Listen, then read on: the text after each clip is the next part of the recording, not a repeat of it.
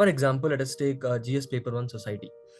For society, always I start my introduction. The introduction need not be very specific also, it can be general also. Okay, you need not strive for the best and the best, you will lose out on better or good introductions. How to write conclusion? There are two methods.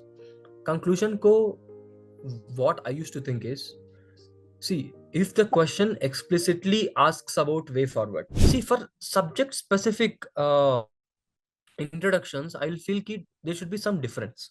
For example, let us take GS paper 1 society. For society, always I start my introduction with the definition of the issue mentioned. For example, society, what are the other topics like communalism, maybe secularism, all these topics are there, right? For example, if I see the word secularism in the news, in the mains, I will definitely make sure that I'll write the definition of secularism first. So I, while preparing my notes of society, maybe from the current affairs or maybe from something, I would make sure that I will write a definition of secularism first. So I'll make sure, when while revising also between the prelims and mains, I will make sure ki yes, secularism has, the keyword secularism has been mentioned in the question. Let me remember the secularism. Okay, let me remember the secularism definition. Okay, and so on. So okay, this has some World Bank has mentioned some secularism definition, some thinker has mentioned some secularism definition. So this is my thought process. For example, even in the history, let us start with some year. Okay, generally, so for history I would start with years or the events. For example, if something called as the role of woman in the Gandhian era of the Indian independence movement, I would start with lots and lots of examples of directly, okay, or maybe a general, very general introduction. See, introduction need not be very specific also, it can be general also. Okay, you need not strive for the best and the best, you will lose out on better or good introductions, right? So do not strive for the best. Okay, you have to refine this, you have to refine this, you have to refine. No, the competition is always relative in UPSC, always relative. You have to outperform others. Okay, you need not get 100 marks.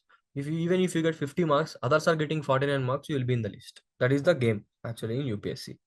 Okay, that no one knows and everyone strives for the best and loses out on the good in UPSC. So how many types of introductions can be there? For one topic, one kind of introduction. Okay, okay, yeah, the best is always subjective, yes, obviously, yes. So let us take for economy, I used to start with the stats. For example, let us take a question on farmers, a question on agriculture. Okay, because agriculture is a commonly asked question. So irrespective of the question, I used to start with what is the contribution of agriculture to the India GDP and what is the percentage of employment that is agriculture provide. Okay, this is my standard introduction, irrespective of the question. So where do you find these facts? There are a number of YouTube channels, a number of Telegram channels that provide basic data about economy, maybe from the economic survey, maybe from the budget.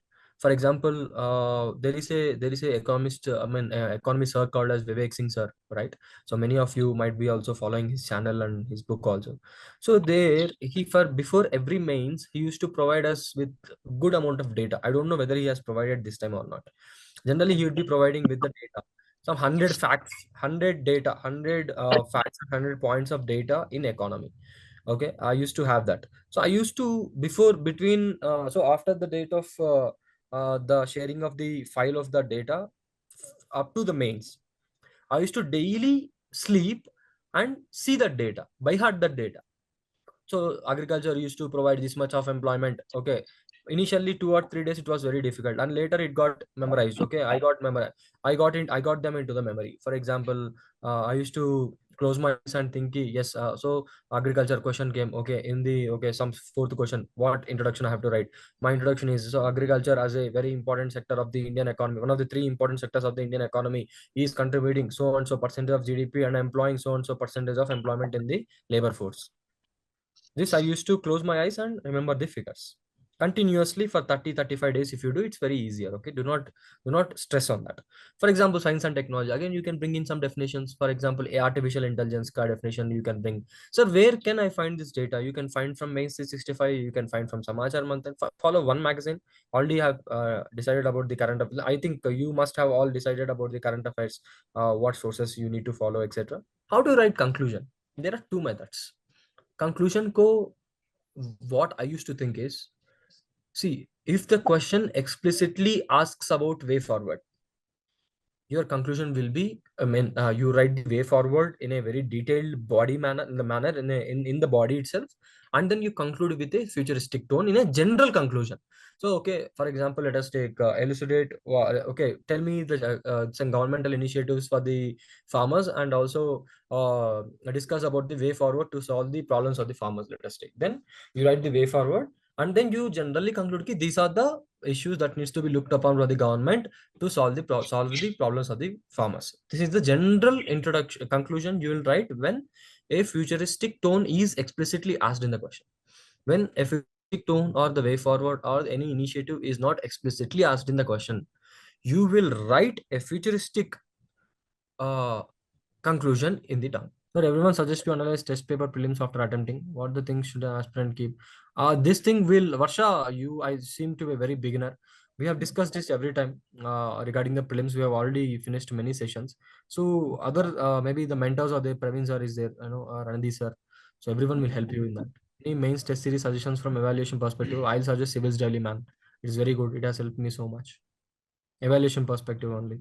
See, evaluation perspective, I'll tell you, Sumit Kumar Sharma, no one correcting our papers is going to correct our UPSC final mains papers. That you agree? No one knows how the marking system is. Just take where you are lagging. After marks, after writing Civis Delhi ka, the mains test series under Sukha, I did not consider my marks as a biggest thing. Once or twice I felt ki what I'm getting in 80s and what I'm getting 90s, exam is approaching. I don't know, the marks are there. Then when I talked to madam, madam told ki, Pawan, you don't bother about the marks. You're doing well. So your mentors will help you. Praveen sir will help you. Ranadi sir will help you. Or maybe Sajal sir will help you. And then Rohit Pandey sir, if he's taking any sessions, he'll also help you.